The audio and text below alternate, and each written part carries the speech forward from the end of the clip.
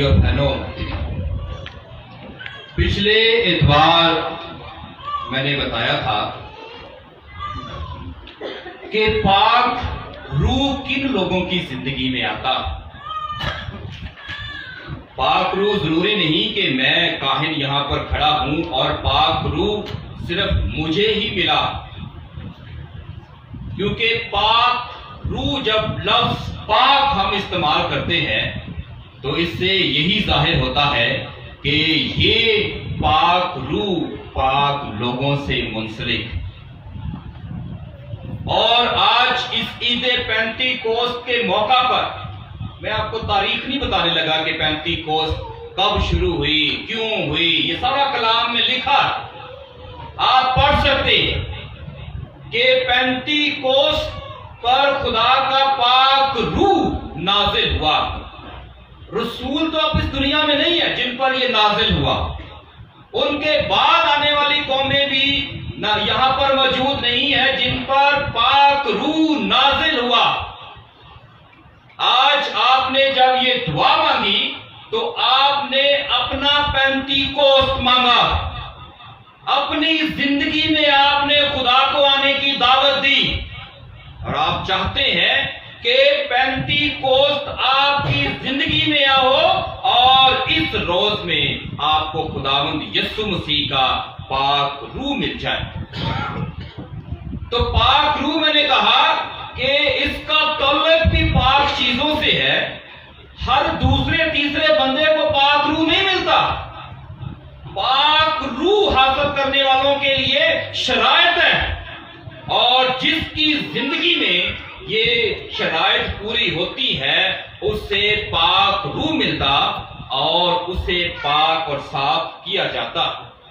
اور جسے پاک روح ملتا ہے اس کی نشانیاں ہوتی، اور کلام ہی ہمیں سکھاتا ہے۔ پولس رسول کہتا ہے کہ جسے پاک روح ملتا ہے اس کی زندگی میں خوشی ہوتی، اس کی زندگی میں محبت ہوتی ہے، اس کی زندگی میں اطمینان ہوتا ہے، اس کی زندگی میں ایمانداری ہوتی ہے، اس کی زندگی میں پرہیزگاری ہوتی ہے، اس کی زندگی میں حلیمی ہوتی ہے، اس کی زندگی میں نیکی ہوتی ہے، اور اس کی شخصیت اور اس کی زندگی میں تحمل ہوتا ہے۔ اور اس سے بھی بڑھ کر پاک روح کا اعلان کرنے والا اور ماننے والا کہ میں نے پاک روح پا لیا ہے، اس کی زندگی میں مہربانی ہوتی، کائنڈنس، رحم، اور یہ ساری چیزیں کون سی ہیں؟ یہ پاک روح کے پھل ہیں۔ اور اگر آپ سمجھتے ہیں کہ آپ کو خدا نے اس دنیا میں درخت بنا کر پیدا کیا، مثال کے طور پر، تو درخت کن سے پہچانا جاتا ہے؟ اپنے پھلوں سے۔ اور آپ کو درخت لگا دیا گیا اور آپ کی زندگی میں پانی نہ ڈالا گیا ہو، آپ کی زندگی میں ہوا نہ ہو، آپ کی زندگی میں روشنی نہ ہو، اور یہ تینوں چیزیں ہمیں زندگی دیتی ہے، اور جس کی زندگی میں پاک روح آتا ہے وہ ان چیزوں سے زندگی پا کر پھر انہیں پھل دیتا ہے۔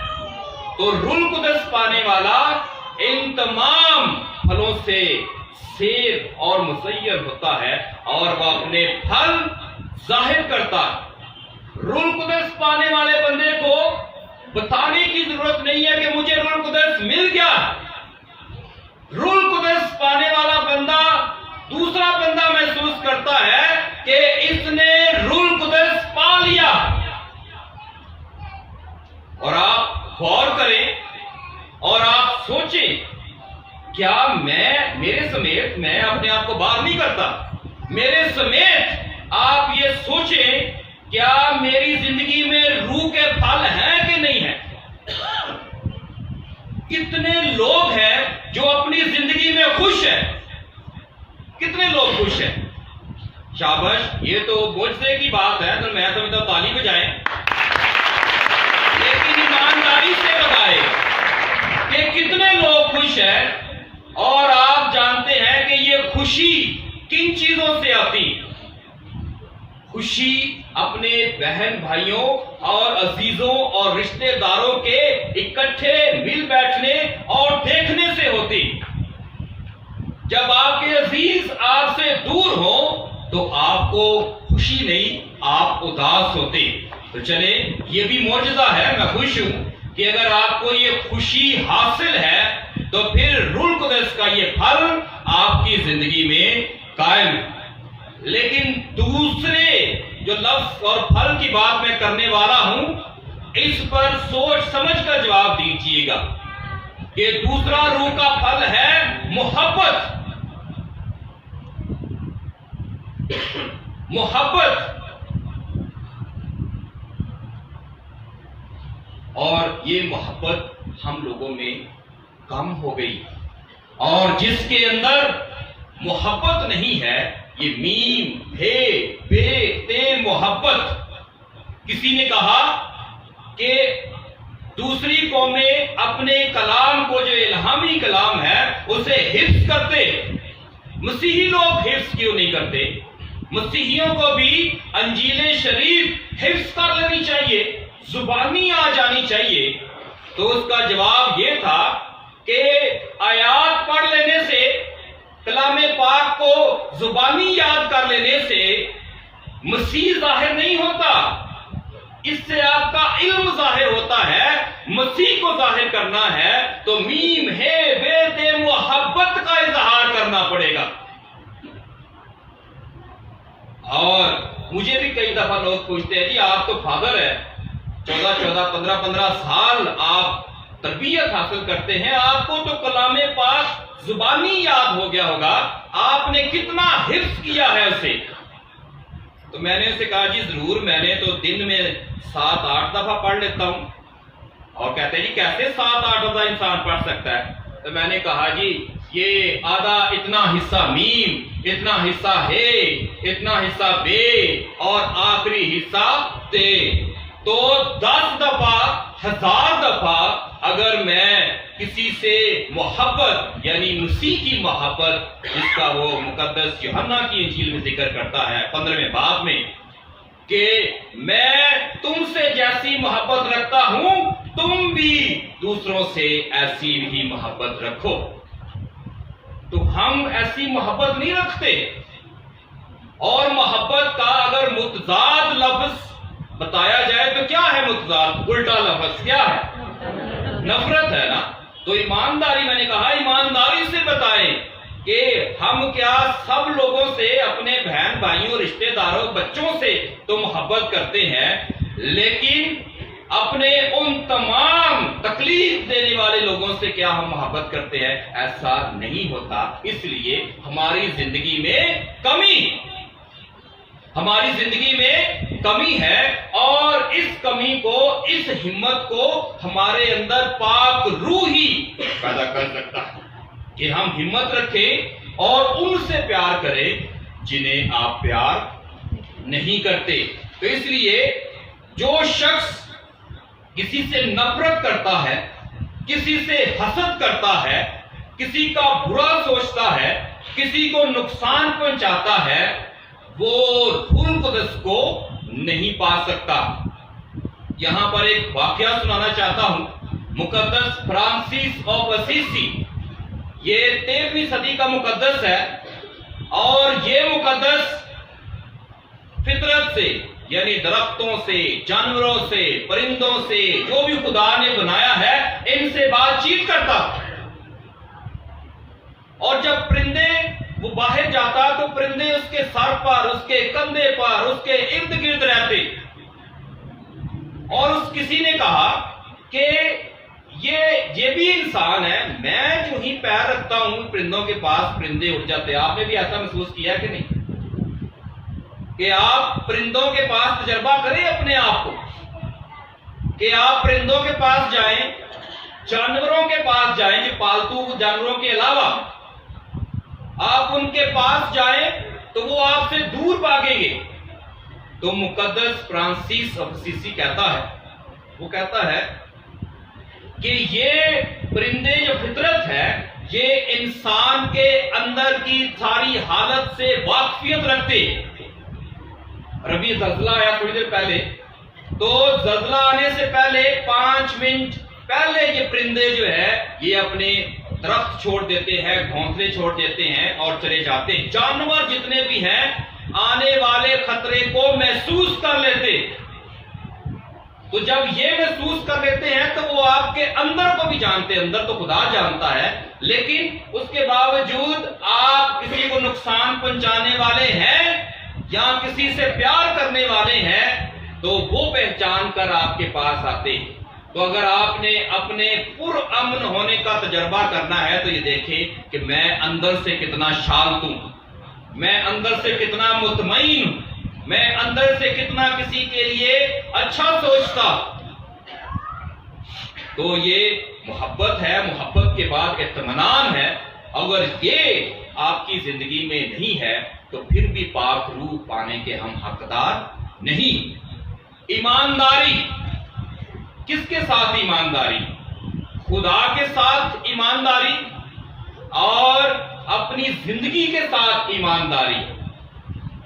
تو خدا ہمیں کہتا ہے زبور نویس کے ذریعے، وہ کہتا ہے کہ اے خدا، زبور نویس دعا کرتا ہے کہ مجھے ایک پاک دل عطا کر اور میرے اندر ایک مستقیم روح پیدا کر. اس کا مطلب یہ ہے کہ آپ جیسے اندر سے ہیں ویسے ہی باہر سے. لفظ استعمال کیا جاتا ہے ہپوکریٹ، منافق. تیرے نال بھی تے میرے نال بھی، اور جو میرے اور تیرے ساتھ ہے وہ کسی کے بھی ساتھ نہیں. جو مجھے دھوکہ دے سکتا ہے وہ تجھے بھی دھوکہ دے سکتا ہے. تو خدا کہتا ہے کہ ٹرانسپیرنٹ، شیشے کے اس طرف جو بندہ کھڑا ہے وہ بھی ایسا، اور شیشے کے دوسری طرف بھی جو کھڑا ہے وہ بھی ایسا. جو اندر سے نظر آتا ہے وہ باہر سے بھی نظر آتا ہے. ہم صرف باہر سے دیکھتے، اندر خدا دیکھتا. اور ہم انسان دھوکہ کھا سکتے ہیں لیکن خدا دھوکہ نہیں کھاتا.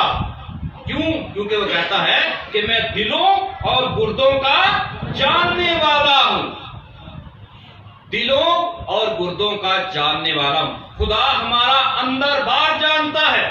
خدا ہمارا اٹھنا بیٹھنا جانتا ہے، ہر چیز سے واقفیت رکھتا.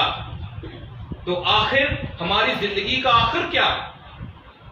خدا کو جب ہم کہیں گے کہ خداوند ہم تیرے چرچ میں آتے رہے، بڑی پرستش کی، ہم نے اتنی عبادت کی کہ شاید دنیا میں کوئی ایسا بندہ کر سکتا ہے، تو خداوند کہے گا کہ یہ ایسی بات نہیں. جب تک تمہارے دل یہ ہونٹوں سے تو میری توقیر کرتے ہیں لیکن ان کے دل مجھ سے دور. تو ایمانداری خدا کے کلام کے ساتھ، خدا کے ساتھ، خدا کے لوگوں کے ساتھ، کلیسیا کے ساتھ، یہ سب سے بڑا ایک ثبوت ہے خدا کے پاک روح کے ہونے کا. یہ ایک اور خوبی بھی ہے اور خدا کا شکر ہے، میں اس کی تعریف بھی کرتا ہوں کہ ایمانداری مسیحیوں میں کوٹ کوٹ کر بھری ہے. جتنے مرضی ہم برے ہوں لیکن ہمارے اندر سے ایمانداری جو ہے وہ کبھی جاتی نہیں. ہم کسی کو تکلیف نہیں دے سکتے، ہم کسی کے ساتھ بدعنوانی نہیں کر سکتے، اور اسی لیے مسیحیوں کے ماتھے پر یہ ٹھپا لگا ہوتا ہے کہ مسیحی ایماندار ہوتے. لیکن خداوند کے پاک کلام میں 12 رسول تھے، اور خداوند نے جب 12 رسولوں سے کہا آخری کھانے کے وقت، اس نے کہا کہ تم سب پاک ہو. لیکن سب کے سب نہیں. یہ نہ سوچے کہ مسیحی بے ایمان نہیں ہوتے، بے ایمانی بھی کر جاتے، لیکن اچھے برے ہر جگہ پر ہے. لیکن میجورٹی اگر 12 ہے، 12 میں سے اگر ایک ایسا کرتا ہے تو اس کی سزا بھی آپ جانتے ہیں کہ اس کو بعد میں پھانسی لے کر خودکشی کرنی پڑتی. مسیح کی بادشاہت میں داخل نہیں ہو سکتا. ایماندار مسیح کی بادشاہت میں داخل ہوگا. پرہیزگار آپ کیا سمجھتے کہ جس کی زندگی میں پرہیزگاری، یعنی کہ پرہیز کا مطلب ہوتا ہے دور رہنا، کس سے دور رہنا؟ گناہ سے دور رہنا، بدی سے دور رہنا۔ اور آج اس پینتی کوس کی عبادت کے دن میں آپ سے سوال پوچھتا ہوں کہ اپنی زندگی میں سوچیں کہ ہم میں سے کتنے لوگ خدا کے 10 حکموں پر عمل کر رہے ہیں۔ ایک ایک کر کے شروع کرتے ہیں کہ پہلا، ایک خدا کو ماننا، فقط اس کی بندگی اور اسی کو سجدہ کرنا۔ خدا سے ایمان ہٹا کر ہم جادو، ٹونے، تعویذ اور اس قسم کی چیزوں کے بابے فقیر سیانوں کے پاس آتے جاتے ہیں۔ ایمان کی کمی۔ کوئی انسان خدا سے بڑا نہیں، خداوند۔ اور اس کے بعد ہے خداوند کا دن پاک رکھنا اور اس میں بدنی محنت کا کام نہ کرنا۔ ہم کہہ دیتے ہیں، میں نے پچھلے اتوار بھی کہا جی ہم نے نہیں چرچ جانا، لیکچر بہت لمبا ہو جاتا ہے، ہم نے اور بھی کام کرنے ہوتے ہیں۔ ہمارا فوکس 24 گھنٹے اس بات پر سوچنے پر لگ جاتا ہے کہ یہ جو کب ختم ہو۔ تو کیا ہوا کہ یہ فارمیلٹی، یہ ایک صرف کہہ سکتے ہیں کہ ایک عادت ہے کہ چرچ نہ جائیں تو ہمیں محسوس ہوتا ہے کہ آج ہماری زندگی میں کسی چیز کی کمی۔ جان بوجھ کر آپ خدا کے گھر کی یہ عبادت چھوڑ دیتے ہیں تو یہ گناہ کبیرہ ہے۔ مرنے کے بعد خدا کی بادشاہت میں دخل نہیں پائیں گے۔ تو آپ سمجھ سکتے ہیں کتنا بڑا جرم ہے، کتنا بڑا گناہ ہے۔ جان بوجھ کر مجھے نیند آ رہی ہے، میں نے نہیں جانا چرچ، ایک چھٹی ہوتی ہے، میں نے سونا، سستی، کاہلی، یہ خدا کے اس حکم کی عدولی ہے۔ اور میں نہیں کہہ رہا، خدا کا کلام اور 10 حکم کہہ رہے کہ خداوند کا دن پاک رکھنا اور اس میں بدنی میں یعنی کہ عبادت کے لیے ڈرانا۔ تیسرا حکم کیا تیسرا حکم؟ شاباش، خداوند کا نام بے فائدہ نہ لینا۔ چلو اس کے لیے آپ کو چھوڑ دیتے ہیں، لیکن آج کل خداوند کا نام بے فائدہ لیا جا رہا ہے۔ اپنی بے گناہی ثابت کرنے کے لیے آج لوگ آپشن ڈھونڈ رہے ہیں۔ یہاں شہروں میں تو نہیں، لیکن جو گاؤں ہوتے ہیں وہاں پر لوگوں پر اکثر اوقات الزام لگ جاتے ہیں چوری کے۔ تو کہتے جی آؤ جی میں نیا دینا، پنجابی میں کہتے ہیں۔ نیا کیا ہے کہ چرچ میں جاتا ہوں، وہاں پر بائبل میرے سر پہ رکھو یا میں اس کے اوپر ہاتھ رکھوں اور میں یہ گواہی دوں گا کہ میں نے یہ کام نہیں کیا۔ تو قسم کھانا کسی چیز کی، اپنی ماں کی، اپنی بہن کی، اپنے بھائی کی، اپنے بچوں کی، تو اس قسم میں خداوند کا نام بھی بے فائدہ ہم لیتے ہیں۔ تو چوتھا، ماں باپ کی عزت کرنا۔ چلو یہ کہیں نہ کہیں آپ ایسا کر دیتے ہیں، ماں باپ کی عزت کرتے ہیں۔ صرف بات بتا رہا ہوں، آج کل ماں باپ کا فوکس کیا؟ بچوں کو اعلیٰ ایجوکیشن دینا، پیسہ مہیا کرنا، پوزیشنز دیکھنا کہ کون سے کالج، کون سی یونیورسٹی میں پڑھتے ہیں، لیکن یہ ساری جو دنیاوی تعلیم ہے اس سے ہٹ کر ہم بچوں کو کہتے ہیں نا کہ ماں اور باپ کی تربیت۔ کتنے لوگ ہیں جو اپنے بچوں کے اندر ہمدردی پیدا کرتے، اپنے بچوں کے اندر احساس پیدا کرتے؟ کتنے ماں باپ ہیں جو اپنے بچوں کو یہ سکھاتے ہیں کہ رشتے کتنے اہم ہیں، ہم رشتوں کے درمیان زہر اگلتے رہتے، یہ غلط، وہ برا، یہ برا۔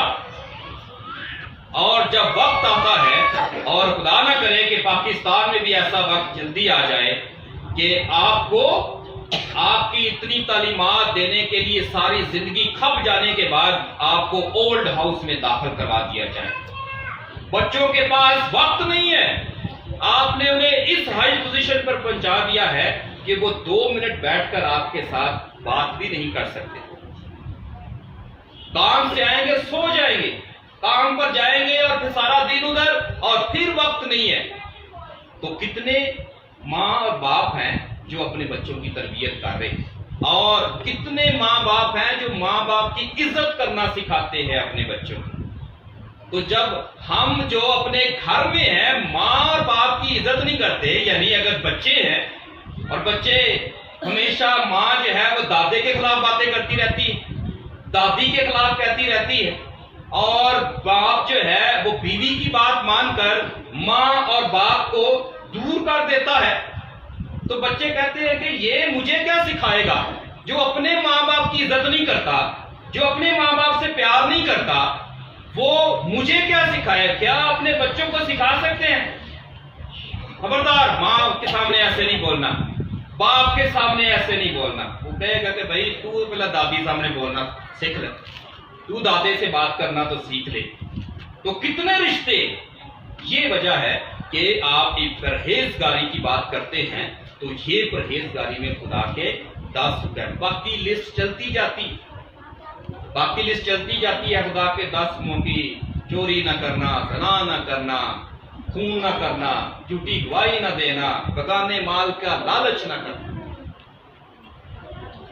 اور یہ پرہیزگاری میں آتے ہیں، اور جو یہ بندہ ان 10 حکموں پر عمل نہیں کرتا اس کی زندگی میں بھی خدا کا پاک روح نہیں آتا۔ اور اس لیے حلیم اور فروتن ہونا یہ بھی خوبی ہے۔ نیکی، کتنے لوگ ہیں جو کسی پر احسان کرتے ہیں، جتانے کے لیے نہیں۔ ہماری حیثیت اور ہماری شخصیت ایسی بن گئی ہے کہ اسی کسی چھوٹا سا بھی کام ہے 10 بندوں کو سناتے، دیکھا جی خدا کوئی بات نہیں سکھاتا، میں نے کیا۔ اور اگر آپ ساتھ ساتھ یہ بھی کہیں گے کہ یہ نہیں کرنا، یہ نہیں بتانا، پھر بھی اندر سے آواز آئے گی کسی کو پتہ ہی نہیں میں نے کسی کی مدد کی ہے۔ اور جب تک یہ ہے، ایسے بندے کے اوپر بھی خدا کا پاک روح نازل نہیں ہوتا۔ وہ دعا کرے گا اور اس کی سنی نہیں جائے گی، کیونکہ پاک روح ان نیکیوں کا ہمیں ظاہر کرنے کے لیے بھی بتاتا ہے۔ تحمل ہے، مہربانی اور رحم ہے، بہت کچھ ہے۔ آپ انفرادی طور پر ان الفاظ پر سوچے جا کر میرے اندر خدا نے کون سی خوبی پیدا کی۔ اور ابھی آپ نے تلاوت سنی، تلاوت میں سنا گیا ہے کہ خدا نے ہر بندے کو مختلف پیدا کیا۔ میں اس گرجا گھر میں پتہ نہیں کتنی دفعہ اپنا گلا پھاڑ پھاڑ کر آپ کو بتا چکا ہوں کہ ہر شخص بڑا اہم ہے، نہ کوئی کسی سے گھٹیا ہے اور نہ کسی سے کوئی بڑھ کر ہے۔ خدا نے ایسا کوئی سسٹم بنایا ہی نہیں ہے۔ خدا نے انسان کو انسان سے مختلف پیدا کیا، اور اس کا نتیجہ آپ یہ دیکھ سکتے ہیں کہ آپ ایک ہی ماں اور باپ کے بچے، اور آپ کیا کرتے ہیں کہ اگر جانوروں کے بچے دیکھیں تو جیسی نسل ہوگی ویسے ہی بچے ہوں گے، لیکن انسانوں میں ایسے نہیں ہے۔ انسانوں میں ایک ہی ماں کے بطن سے پیدا ہونے والے مختلف اشکال، شکلیں رکھنے والے بچے، کوئی غصہ کرنے والا، کوئی دھیما ہے، کوئی بہت ٹیلنٹڈ ہے تو کوئی تھوڑا سا اور چیز میں ایکسپرٹ ہے۔ تو یہ ساری چیزیں مل کر گلدستہ بناتے، خوبصورتی بناتے، اور جو چیز میری زندگی میں ہے کسی اور کی زندگی میں نہیں ہے، اور ہم اسے ڈی گریڈ کرتے ہیں کہ تیرے میں تو یہ قابلیت ہی نہیں۔ خدا نے اس کو اس کام کرنے کے لیے نہیں بنایا، خدا نے اسے کسی اور چیز کے لیے چنا۔ تو جو آپ کو دیا گیا ہے آپ نے وہ کرنا ہے، اور جو آپ کو نہیں دیا گیا اس کا مطلب ہے کہ وہ خدا نے آپ سے وہ کام لینا ہی نہیں ہے۔ تو خدا نے جان بوجھ کر انسانوں میں تفرقہ ڈالا، ان کی خوبیوں میں۔ وجہ کیا تھی کہ جب ایک بندے کے پاس ایک خوبی ہو تو سب جب مل کر ان خوبیوں کا استعمال کریں گے تو سارے اکٹھے ہوں گے اور اتحاد پیدا ہوگا۔ آپ اپنی زندگی پر بھی آج جا کر سوچیں کہ کتنی خوبیاں خدا نے مجھے دی اور کتنی مجھے نہیں دی۔ اگر آپ کسی کی خوبی پر انگلی اٹھاتے ہیں کہ اس کو نہیں ملی، تو کوئی دوسرا بھی آپ کی خوبی پر انگلی اٹھائے گا کہ اس کو بھی تو یہ نہیں ملی۔ بندہ انٹیلیجنٹ بہت ہے لیکن بدتمیز ہے، بندہ سوشلیبل بہت ہے، یعنی اس کے جو انٹر کنیکٹڈ ریلیشن شپ ہے، پی آر بہت زیادہ ہے، لیکن بڑا ہی रूड है, किसी का काम नहीं करता, ताल्लुकात है, किसी की मदद नहीं करता, नेकी नहीं है उसमें, मेहरबानी नहीं है।